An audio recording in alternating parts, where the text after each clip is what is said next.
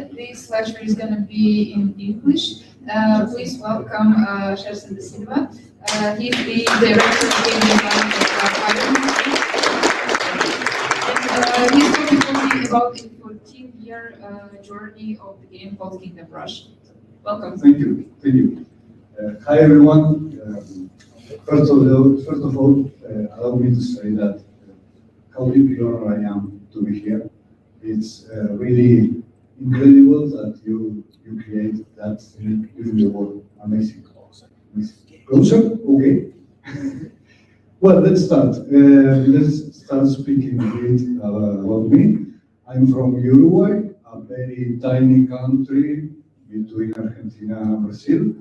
Maybe if you are into soccer, you know this guy, Luis Suarez. I believe this is the most known Uruguayan. Okay, I'm the director of game design at Ironhide Studio, and I have been working there for 12 years or so. Since 5 years, I found with my wife a social impact development studio that is called Totem Games. We have recently launched a game for blind people. So, okay, let's move on. We are not here to talk about me, but to talk about Kingdom Rush. For the ones of you that don't know the game, it's a 2D cartoonish tower defense game, mostly for mobile and also for other platforms.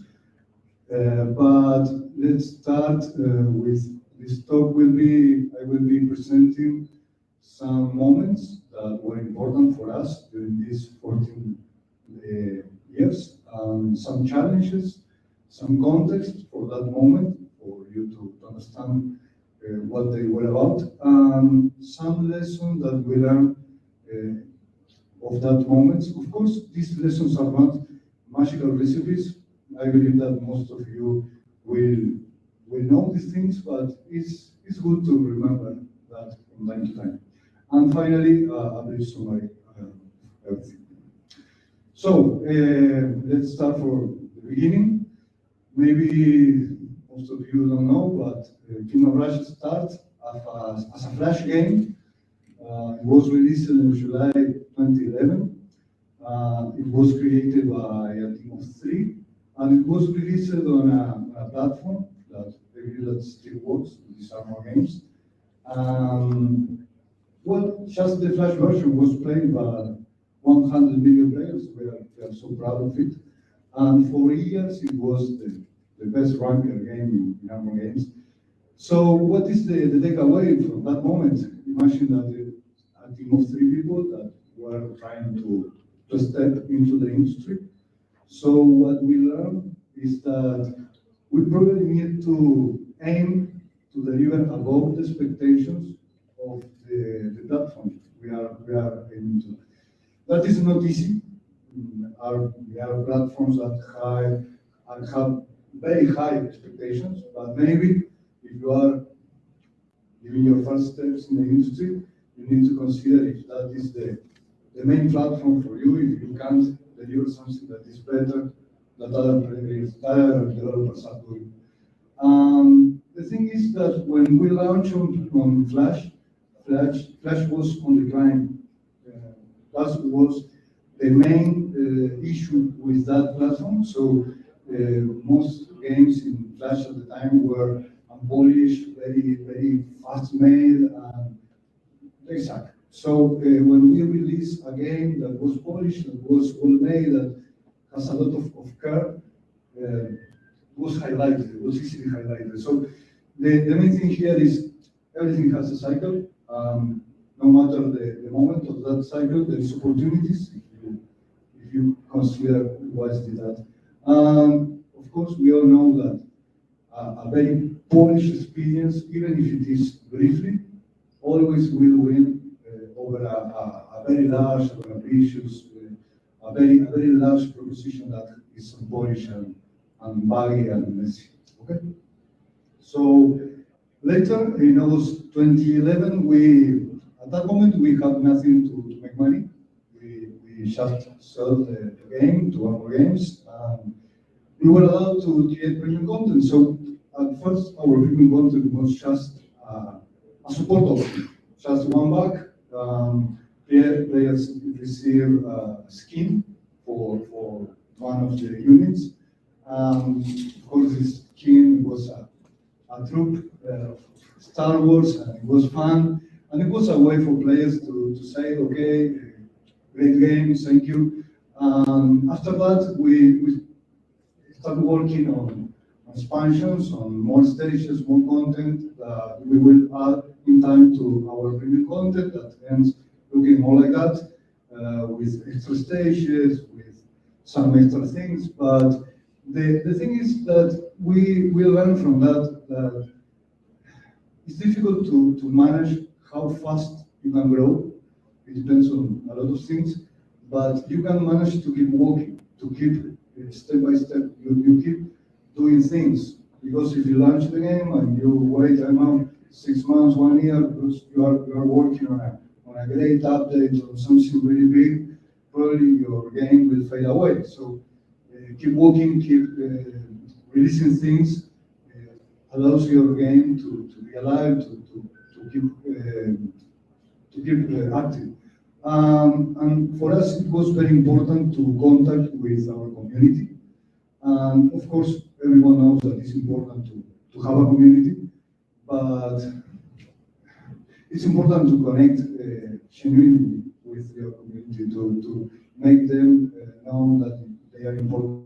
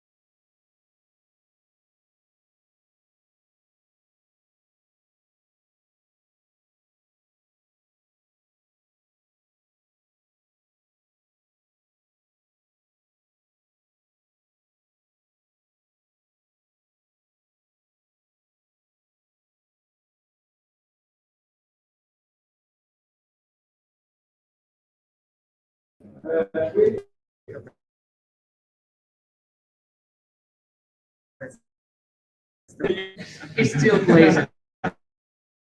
You are one of our dearest players. It's a really cool game. Thank you. Just a few moments, please, slowly.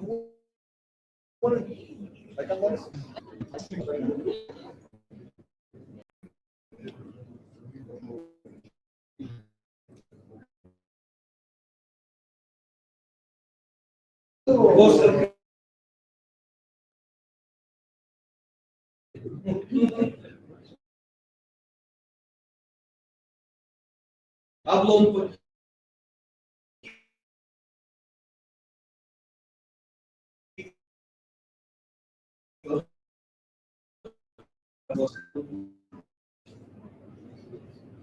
Algar,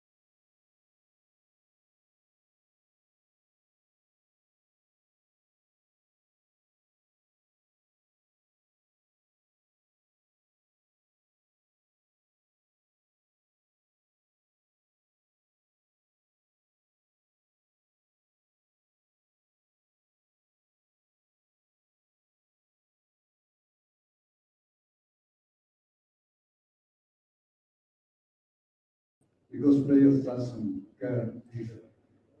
care if you need to learn about how to code it or if it is a new technology. They want to have a very good experience. So if you go for it, you be sure that you do it right. For us, it works very well. After that, on 2012, I'm saying the dates, not for you to remember, but just to be aware how often we were releasing things, how often we try to offer something important for our players. So at that moment, we didn't have heroes, so we plan to create that as a monetization vector and to add something for our game. Initially, it were three free heroes for the players to play for free and three premium ones that the players need to buy. It was the simplest version. If you play right now the first Kingdom Rush, you will find that it's a very simple system. The progression was almost non-existent. After you finish a stage, the hero reset and you start all over again. That was because we couldn't afford at the time to rebalance all the game. We have not the muscles to or the time to rebalance everything. Kingdom Rush basically depends on balance to be a nice experience. So that gives us the opportunity to launch new content, as I said, a new stage that was for free and a new hero that was a premium one that connects one to the other. So we have the opportunity to offer something to our players, but at the same time to create a monetization vector that works for us. So that is how the hero room looks like. So you have nothing to lose, just to select the hero. Our learning from that is that perfection is the enemy of good. If we should try to create a very good, a very interesting progression system for our heroes, if you think on heroes, you think on XP, on levels, on allocation of points. If we try to do that, we never be able to finish it. So we create something that works, that is good. Precisely, we take account of what our team was able to do and to have the maximum input possible for that. It works very well. Our heroes started selling very well. I think that was because we offered something for free before we asked them to pay. Then in May 2013, we released our version on Android for the first time. Our player was asking when we were releasing for Android, and we haven't no one in the team capable of doing that because we were working on something that I will present later. So we decided to outsource for the first time, and we go with this company, a portable, focused on that at the time. That works very well. So for us, the important thing is to know what we can do and what is important to outsource, what is more valuable to outsource. Our team will focus on create new content. On the other hand, regular announcement, important announcements, give more life to our previous versions. So when we announced that we were coming out on Android, our iOS version still goes higher. We get more than those and it works better, just because we get a space on specialized sites and people remember our game again and things like that. Well, I told you that we were working on something and we were working on this. That was Kingdom Rush 2, at the moment Kingdom Rush Frontiers. It was released on 2013 in several versions, iOS, Flash. It was the last game we published for Flash, and it was the first game we self-published. And was a huge debate if we should go self-publish or accept some offers. And we decided to go self-publish, and it was a good move. We get editor's choice and other awards for that game. And we take the opportunity that we were creating this game from scratch to implement this time, yes, a good hero system with progression and hero points and levels. And this is how the hero room looks like. There you can unlock powers and stuff like that. But the thing is that this second version was very similar to the first one. We decided that our players expect the same core loop, the same core mechanics. So don't fix what it is now broken was a line that was quoted several times during this period. On the other hand, we need to present something new. So the heroes were our main flag of what was different in that game. This calculated risk was very important for us. We trust our game. We trust the community that support us, and we were very confident that when we release it, our community will help us be noticed, and that works. And here, some of you maybe don't remember that, but at the moment in January 2014, it was very, very, very difficult to get into Steam. Steam was something all the developers want, but it was very difficult at the moment to get into. Steam curated the games they have into. They have this program that was the Ironhide, that you can put your game there, and if the game makes enough noise and it has enough people that claim for that game, maybe they consider you to enter. Just for you to see later, but if you want to see our humble beginnings, you can see that video that we made, homemade, to get this green light. You can see our first office, you can see how young we were, and how few we were. We make a strong campaign, our community helps a lot to get us green lighted. We were the first Uruguayan game that was into Steam, and it was a very proud moment for us. This 97% positive reviews is not from that time, it's from now. The main takeaway from that is that the community needs to be involved, need to be part of your process, and that is critical. You need to do the extra mile, you need to do the extra effort to go for goals that seems to be very difficult, especially if it is, because probably few other developers will dare to go there. If you manage to do that, you can have a great success. Something that I forgot to mention from the previous slide, and they told me that we can go back, is that at that moment we have only one developer working on our Unity version. So it was a poor guy that was working alone for almost a year. We all have a lot of fun making something that I will present later. And we have in a corner this poor guy working alone in Unity.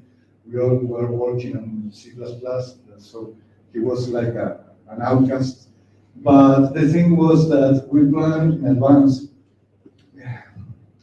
We released our version 2 months later. We get green light. So imagine if we waited until being green lighted, probably we haven't releasing it around 1 year later, and our community will hang us because they expect the game to be released right now because they have made a lot of effort. So our main lesson from here is plan in advance in case you succeed, because if not, it will backlash you. And we were working on King of Russia 3. This was the first King of Russia I worked as a lead game designer, so I liked it a lot. It was a huge challenge for me.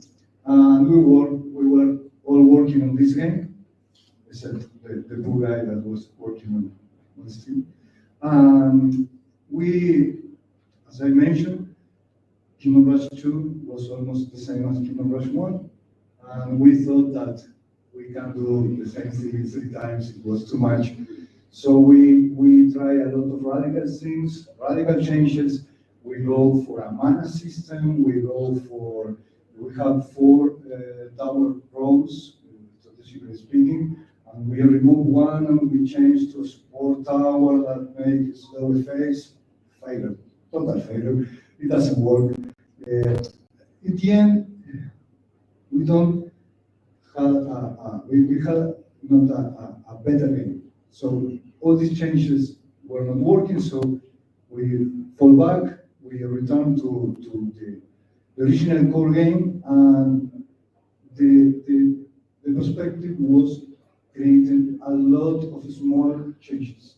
So small changes in art, small changes in the design, small changes in how the heroes work, small changes in the interaction options the player have, all small changes all around the game, and change the narrative in a way that allows us to reintroduce, to reuse 2 characters. This one that were very known and very, I don't know, the players involved a lot with these 2 characters that were the main opponents in the first game. So the evil one dies in the first game, so that is why we don't present it in the second one.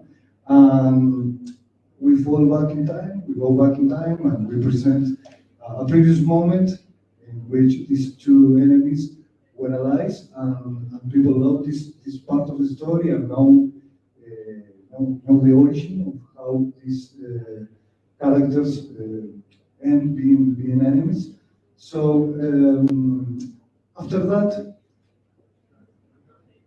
Kingdom Rush, but probably the company itself changed a lot. We moved from being 16 to 40 or 50. We decided to change the core of Kingdom Rush. And also another things, but the most important thing was that we launched on November 2018 Kingdom Rush Adaptations that allows you to play with the bad guy, so you were the bad guys now. And probably if you are following the dates, you are thinking that, yeah, our previous one was launched on 2014, so 4 years later we were launching this, but no, we were not working for 4 years in this game. Between that, we were working on other IPs, on Mario Marine, that is a RTS for mobile, and Legend of Kingdom Rush, that is the same IP but a different genre. It's a strategy RTS turn-based. So, returning to Kingdom Rush, we changed everything. Now we change how towers work. So at the moment we have all basic towers that go where all the towers come with the game. After that, we have basic towers and premium towers, and you can buy towers. And it was a risky move because we were selling the game. For the ones that don't know about Kingdom Rush is a premium game, so you need to buy it. And aside that, we offer premium heroes, and then now we start offering premium towers, and it doesn't seem too much. Some players say us, hey, stop asking for our money, but the main thing is that this allows for a lot of strategic opportunities. So our players enjoy this, especially because we offer a very large set of free towers, and then some other towers that are free. Towers were the main thing that have resonance for our players. They look after that, and when we present different towers, different options, and and allows them to create their own set of towers to use in each stage.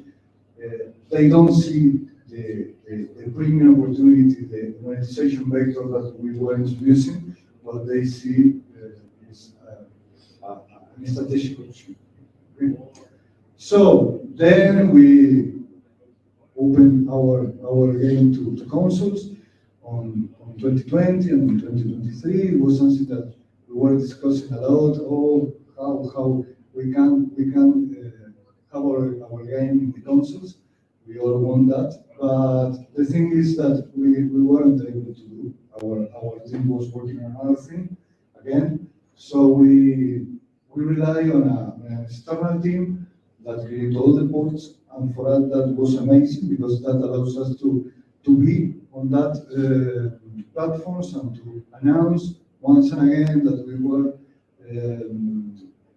releasing on different platforms, and that in turn refresh the downloads on all other platforms. So the takeaway here is that, of course, horizontal expansion is critical. Once you get something that works, that gets some money, it's difficult to do so. So it's important to open, to grow the space. If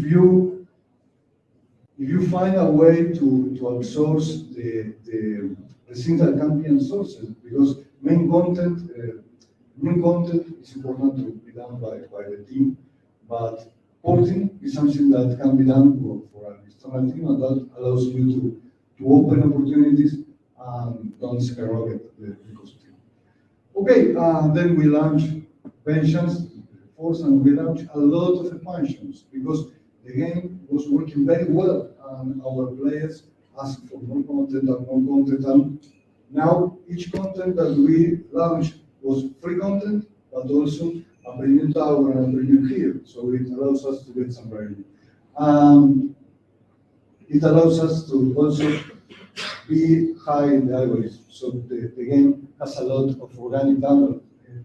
Imagine that as a premium game, we don't have the opportunity to run a user acquisition campaign. So we need to rely on organic downloads, only organic downloads. So for us, it was critical to keep adding content and to keep the game alive. And that's it. That was our takeaway from that. That is, keep the game being known, keep the game with a regular flow of content. If you offer your players regular free content, they can accept that you also offer them the opportunity to buy. They never feel that you were wrong, that you were taking their money away just for nothing.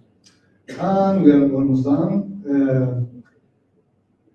As I mentioned, it's a premium game with premium heroes, with premium towers.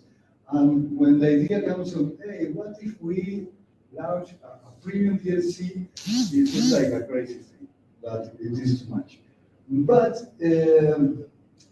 we create a very small team with the two additional directors and me and a couple of other team members, and we iterate very fast on how to create a very attractive, very amazing expansion that will be well received, and that we can sell that something additional to the game.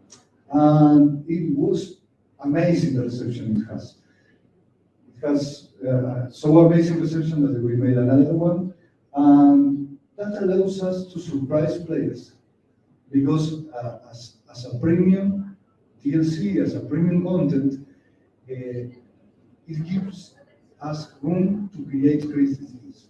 For example, in this expansion, we used to have, after each narrative arc, we present a boss fight. And in this one, it's an expansion of 5 stages. We present a boss fight on each stage, and in the last stage, you need to fight the 5 bosses at the same time. So it was something completely different of what was used to be presented in the game. That allows us for opportunity to all those crazy things that were always put aside because of the the complexity of the production times and things like that. Okay, then we reach our last version, Kingdom Rush 5 Alliance, that was published this year, July. And it was our best release so far. So in a moment when premium games mobile are not in their peak, we still have a very good launch that has set new standards for us.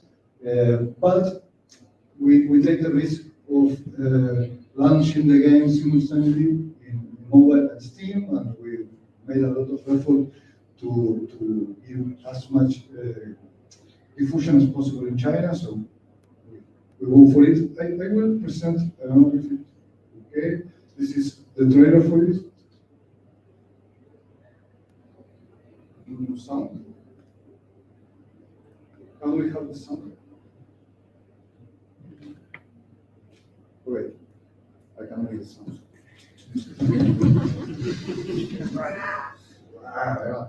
Please. Well, you might be open.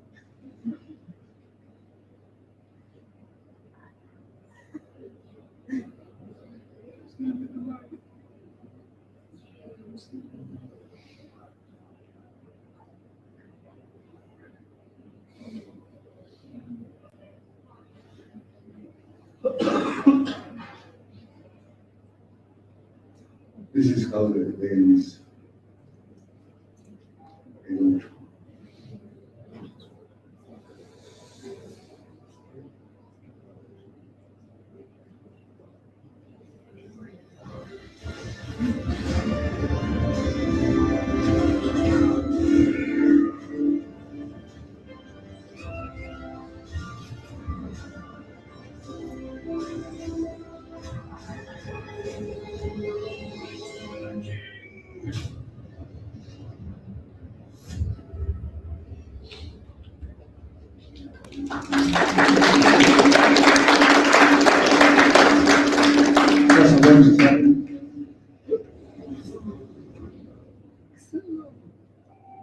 Okay, thank you.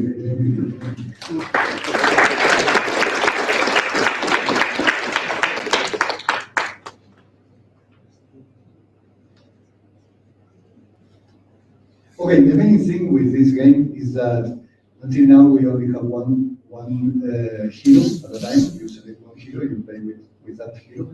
But story-wise, we offer the player to play with the good guys in first, second, and third edition. You play with the bad guys in the fourth edition, and in the fifth edition you play with both. So they need to ally themselves to fight a bigger evil. That is those abominations and things. Okay, so it makes sense to offer the player the opportunity to play with two heroes, one good and one evil, or two good or two evil as you want. But the idea of having two factions that you can use and play together. So that offer the player the opportunity to mix elements that usually are not presented in the same game. But of course, it allows us the opportunity to introduce this new mechanic that makes sense that having two heroes. That was the rating. The idea here is that it was valuable for us to transform a narrative concept into mechanics that make sense for the players are very easy to understand. Go beyond our comfort zone, because for us it was very simple to keep us. We know how to release. That was first for mobile, then for PC. It has its problems to release globally, especially in China. So we go beyond that, and that pays off. We don't know at the moment if the Steam version would not cannibalize the mobile one, but it doesn't happen. In fact, we use a lot of our community suggestions in this game. Before and during, we launched, I don't know how many rebalance sets just because we transform some opinions from from the community into actions, into things that make sense for us too. Okay, as Besnam said, is the validity of our name. This is one of his quotes. Let's finish it with a brief resume. That has been our journey, our 5 games. So they have spanned 14 years, 5 games, more than 16 expansions. We face a continuously growing in downloads of revenue, and the games feels as fresh as new, with a lot of our community asking us where we will release in Kingdom Rush 6. So these are the main takeaways, that are the main things that were presented on this talk. I hope, as I said before, probably you already know all these things, but it's good to remember this from time to time. So thank you all.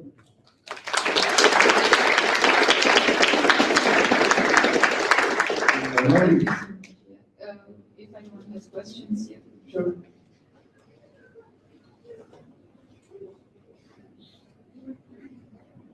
Thank you for the talk. I have a question. Have you ever thought to take inspiration from other mobile games, or you just had your clear vision of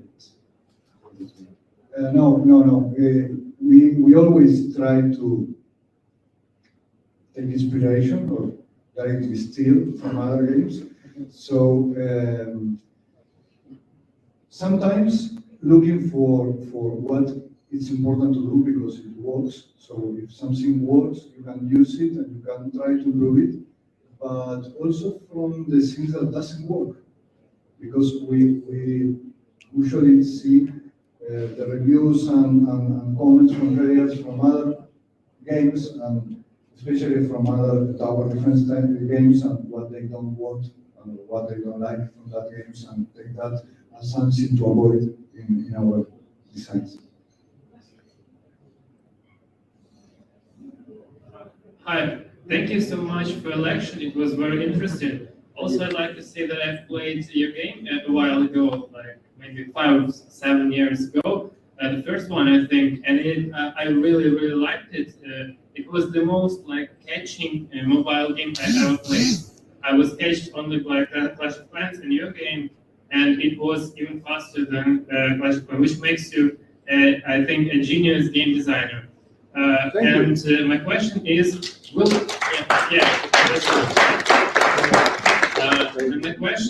will we ever see a 3D version of your game? Maybe, because all your chapters are 2D. Maybe there will be a 3D one.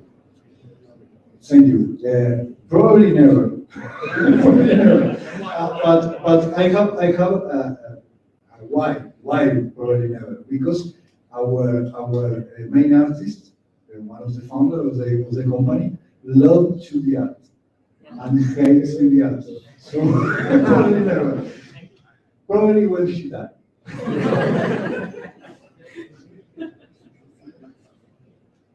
will give you.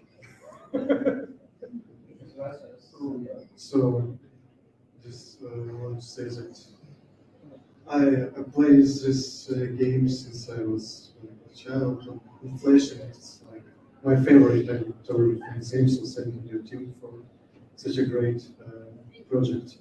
And I wanted to ask how you managed to keep this game fresh and alive for 14 years. Like, is it just a new content? Some sort of dark magic. Okay, thank you for your question. Hours and hours of discussion, probably. And we are very, I don't know how to say it, but we are very picky. And we rethink everything since all the time. I don't know, probably we discussed for 2 weeks the approach of certain terrain, and we dissolve set and say, okay, let's go producing that. Someday one of us come and say, hey, stop. This will not work. If that will not work, it will, and we start thinking all over again. So I don't know if it's not crazy, but we work that way. So we try to don't buy our first idea, or not the second one, and we try to iterate a lot and listen a lot, because I feel that most of the best ideas of these games are not coming from me, are coming from the team, or even my wife, but is one of the greatest players. So from time to time she said, "Hey, what do you introduce that?" And we have that. Okay, so probably because of that.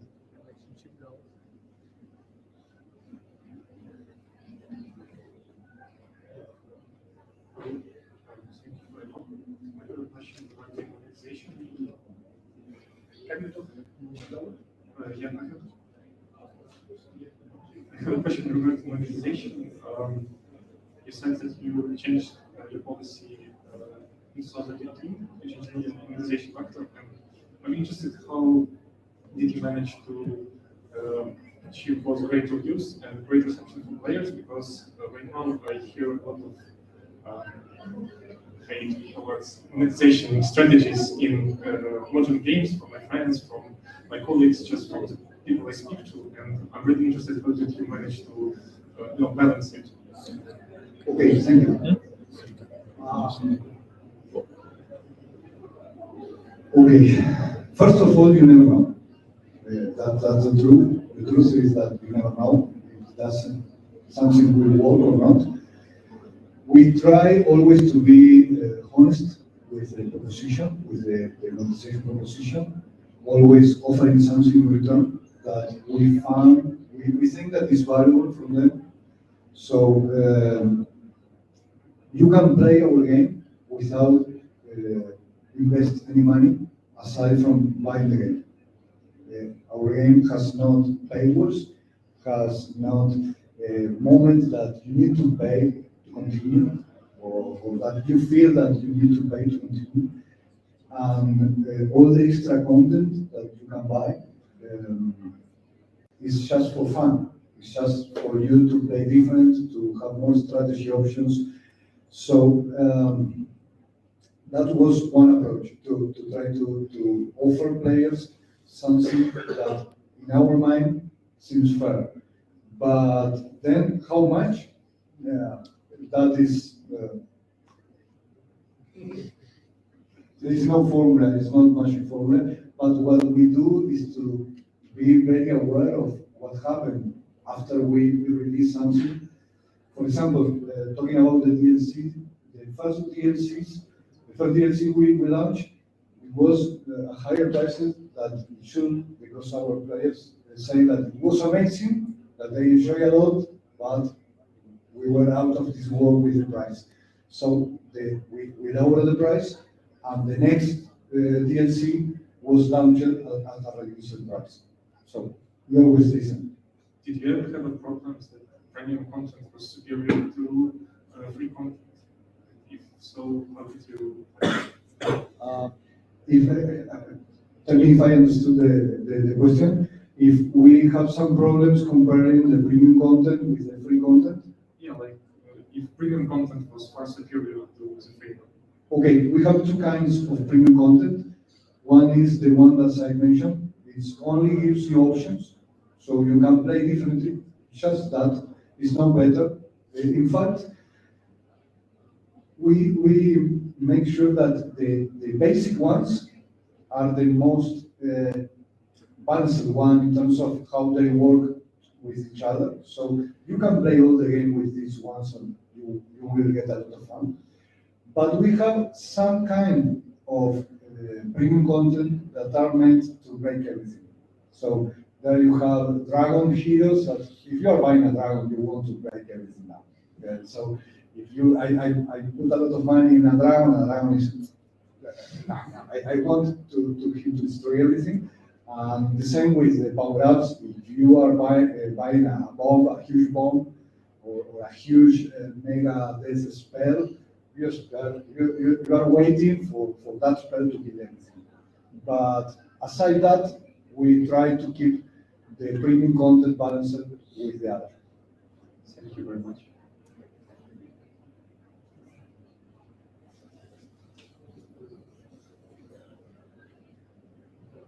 Gracias por la historia y otra vez muchas gracias por el juego que es grande y magnífico.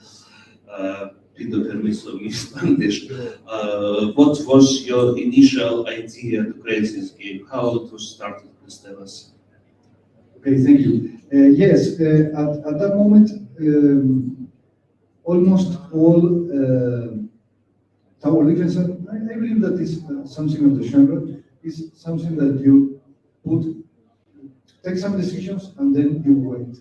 Then you are a spectator of your strategy. And that, for us, feels like not so fun. So our idea was to recreate a real battle in a tower defense genre, so that you feel that you are there fighting. That was why we introduced the barracks, so you can see your tiny troops fighting with the enemies. That is why we never introduced a fast forward button. That was the norm in our defense. Our perception for that is, if we need a fast forward button, is because our game is not fun enough. So anytime that we feel that probably I should fast forward this, we go to the game designer and say, hey, fix this. This is boring. That's it.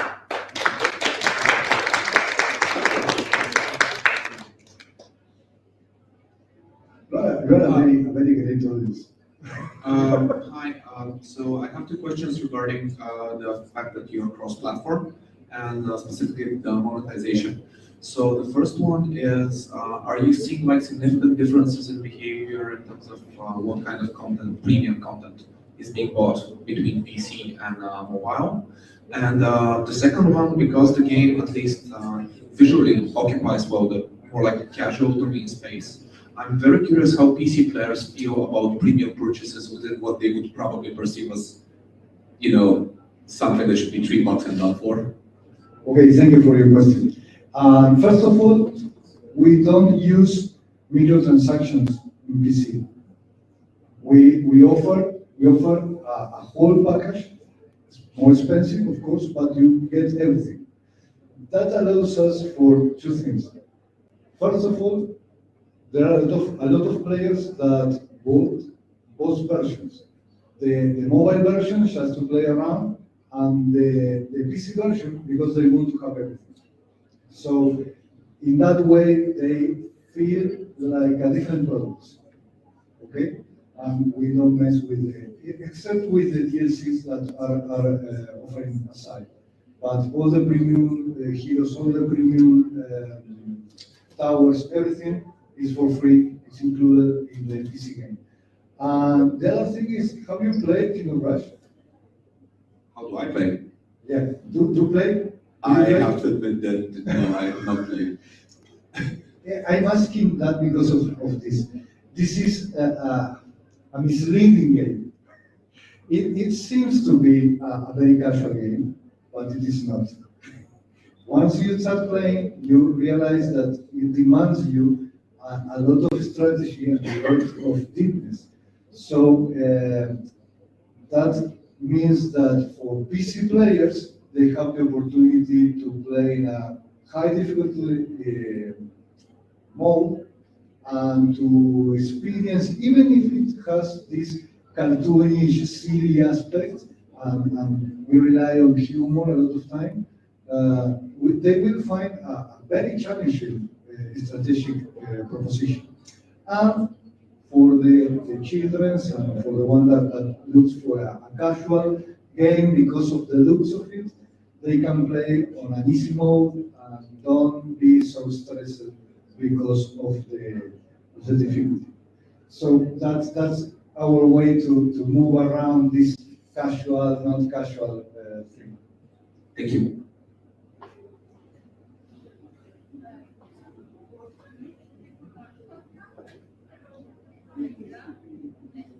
First of all, thank you very much for your speech and your game, which had really great influence on the entire tower defense genre. Thank you very much for it. Second of all, my question is, how do you deal with conflicting game design ideas as for your game? What kind of conflict? For example, yeah, I know that it isn't in your game, but just as an example, uh, like in your case, you have no wind button, but idea would be either you make wind and pause button, or you make it as you did RTS. And one half of devs wants to make it RTS, and the other one wants to make it pause and rewind. I understand your question. It's a very good question. I assume that is, I don't know, that affects the game design itself of any game and how you approach game design. There is no good or right option here. I can tell how I manage it. I listen a lot. I listen all the options that are given to me, but then I decide. And after I decide, that is the thing that we will do. That way. Okay, thank you. I try to give all ideas a shot, and we consider everything, but at certain moment, a decision needs to be made. I try to keep truth to my vision of the game. So after I listen to everything, after we discuss everything, someone take the shot and say, this is the path we will go. Hi, thank you for your speech, and we appreciate that you arrived to Ukraine. My question is how you test your ideas when you have maybe two opposite visions, and what are your ways? Thank you. It is related to the other question. Thank you. Yes, sometimes we make prototypes. Sometimes we make prototypes and we try. If we find that there are two options that seems to be workable and it makes sense to both of them, maybe we prototype. But most of the times, we try to think as a player. We have the advantage, not all designers have it, that we create the games we want to play. So we are our first gamers, our first players. And if we don't like it, it doesn't work. So it is regarding the pacing, regarding the new mechanics, regarding the systems. We can discuss a lot, but in the end, it always shows that it is fun for me. I find it's fun. And if it is, the answer is yes, go ahead. And if the answer is not, you need to kill it. No matter how much you like the idea, you need to kill it.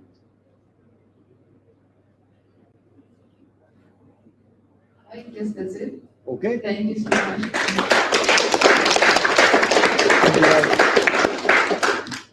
У нас зараз обідня перерва, тож повернемось до вас за годину.